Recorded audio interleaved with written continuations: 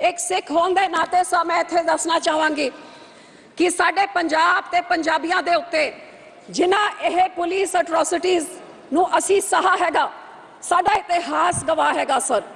ये ओ कौम हैगी सर जिहड़ा मैनूं अज दस्सण दी लोड़ नहीं, लेकिन शायद सारा हिंदुस्तान जानदा है ते लेकिन जिहड़े नहीं जानदे ने उन्हां नूं जरूर मैं दसना चाहांगी कि सब तो पहले वो साडे 9वें गुरु सीगे गुरु तेग बहादुर साहब, जिन्हां ने तिलक दे जंजोई ते रक्षा वास्ते अपना सीस कलम कर दिता, अपनी शहादत दिती एक दूजे धर्म नूं जिंदा रखण वास्ते।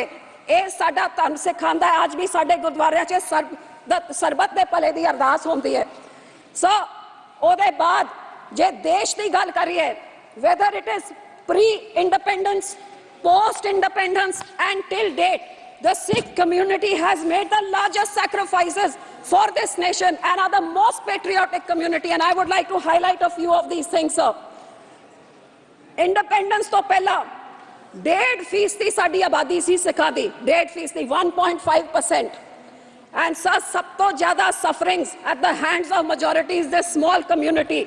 I would like to tell this August House, 77% in the freedom struggle, 77% of all those sent to the gallows, out of which 81% of those, 77% out of the total people sent to gallows, 81% were Sikhs. So, during Quit India movement, when many indiscriminate arrests were made, 70% of those were Punjabis who were arrested. Out of the 2,000 people who joined the Indian National Army when army was formed, 60% was Sikhs. Out of the 121 patriots hanged during the freedom struggle, 93 were Sikhs. Out of the 2,600 awarded life imprisonment during the freedom struggle, 2,147 were Sikhs, sir. Out of the 1,300 martyred in Jallianwala Bagh, 799 were Sikhs, sir.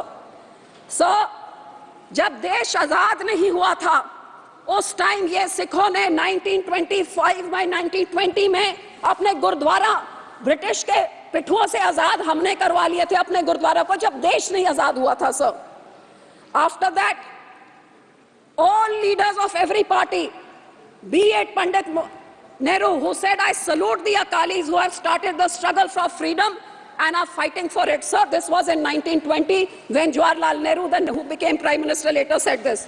आपके पंडित मदन मोहन मालवीय जी ने कहा, गुरु का बाग मोर्चा has given birth to the freedom movement which must lead us to Swaraj. ये freedom movement हमारे अकाली दल ने शुरू करी थी. Lala Lajpat Rai ji said, freedom is our birthright. The Akalis are the legitimate sons of Mother India who are fighting for her. ये लाला लाजपत राय जी के word से गए. So in every sphere, I can say that considering we were hardly 1.5% of the population, ये भी मैं कह सकती हूँ, ये आज पंजाब हिंदुस्तान में है, इसमें भी हमारे मास्टर तारा सिंह जी की इंटरवेंशन, जब when he went to the Muslim League flag atop the Punjab Assembly at Lahore and pulled it down, which saved half of Punjab for India. Otherwise, entire Punjab would have gone to Pakistan, left to Mr. Nehru. And the Yamuna River would have been the dividing line between India and Pakistan. So, sir, ये लड़ाई पंजाबियों ने लड़ी, उसके बाद हमारे बॉर्डरों में देश का बंटवारा हुआ, हजारों लाखों सिख और हिंदू भाईचारों का अपने वहां से उजड़ के सब इधर आए. एंड लेकिन सर ये सब होने के बाद what did we receive post independence? All kinds of atrocities by the state. हमारे पंजाब का बंटवारा हुआ, लड़ाई हमने लड़ी, देश को आजाद करने के लिए कितने बड़े सैक्रिफाइसेस दिए, और जब देश आजाद हो गया तो पंजाब के टुकड़े टुकड़े करके अलग अलग राज्य बनाए गए. हमारे को राजधानी नहीं दी गई, हमारा पानी खो के दूसरे राज्यों को दे दिया गया अगेंस्ट रिपेरियन प्रिंसिपल्स. हर तरीके से पंजाबी स्पीकिंग गांव को दूसरे. सर प्लीज, अब तो कोई ऑपोजिशन नहीं है, अब तो आज टाइम दे दीजिए. दिल पर बोले आप, इतना थक मैं आ रही हूँ उस पर सर, मैं एट्रोसिटीज की बात कर रही हूँ कि कानून कितना जरूरी होता है. उसके बाद सर एक स्टेट स्पॉन्सर्ड जेनोसाइड का क्या कैसे हुआ, वो हमारे अकाल तख्त साहब के ऊपर इंदिरा गांधी के कहने पे जब वहां टैंकों तोपों से चढ़ा के हमारी सबसे जो धार्मिक स्थान है उधर जिस तरीके से टैंकों तोपों के साथ अटैक किया गया, गुरपुरब के दिन जब वहां पे श्रद्धालु थे उनके कत्ल करके सारा सरोवर लाल कर दिया खून से. ये एक स्टेट स्पॉन्सर्ड जब प्रधानमंत्री अपने ही लोगों के ऊपर, तो क्यों आज तक इंदिरा गांधी के ऊपर क्यों कोई कानून नहीं लगा? उसके बाद जब हमारे दिल्ली में 84 का जेनोसाइड हुआ सर, तो कितने हमारे सिखों लोग के कत्लेआम शरेआम हुआ, सारा देश जानता है ये कांग्रेस की देन। आपको हैरानी होगी, एक एफआईआर, सिर्फ एक एफआईआर दर्ज हुआ, तो क्यों आज 40 साल होने के बाद आज भी हमें तो कोई जस्टिस नहीं मिला? आपके इस नए कानून में सिखों के साथ कहाँ इंसाफ है? कौन सा वो पॉइंट है, मुझे बताएं जरा गृह मंत्री जी, वो कौन सा है जहां 40 साल बाद हमें इंसाफ मिले? और सर यही मैं कहना चाहती हूं कि हमारे सिखों के जब धार्मिक स्थानों पे अटैक हुआ, हमारे कत्लेआम हुए, कोई वहां पे किसी को सजा नहीं मिली, कोई एफआईआर नहीं लगाई गई, कोई हमारे बहनों के साथ जो रेप हुआ, कोई हमारी सुनवाई जब कहीं नहीं हुई।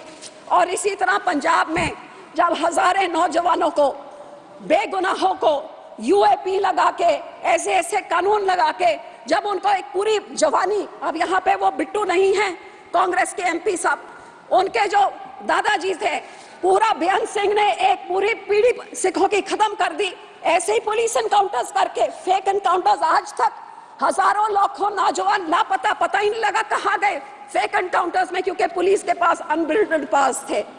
तो इस तरह के विदाउट चेक्स एंड बैलेंसेस बाहर कितना बड़ा नुकसान कर सकता है, ये हमें पंजाबियों में देखा।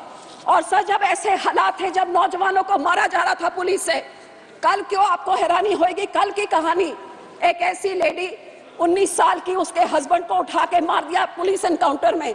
और अब कितने 30-40 साल बाद आज थानेदार से लेके डीजीपी तक, आईजी तक, सबको पुलिस ने, अब जाके अदालतों ने उसको इंसाफ दिया, क्योंकि फेक एनकाउंटर था, फैब्रिकेटेड था, उसको एक टेररिस्ट बना के उसका एनकाउंटर कर दिया। तो ये तो लाखों हजारों से हर घर की कहानी थी पंजाब में 80 के दहाकों में।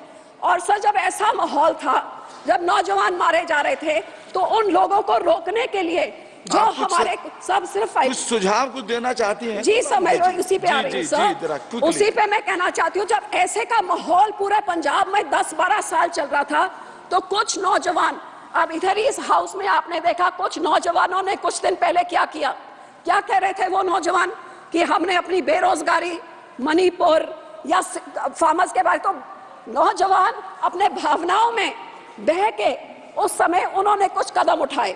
25-25 साल के नौजवान थे, हमारे बंदी सिखों की मैं बात कर रही हूँ, और बहुत विनम्रता से मैं बात कर रही हूँ, क्योंकि इस पूरे कानून में आज भी उन बंदी सिखों के इंसाफ के बारे में कुछ भी नहीं है सर।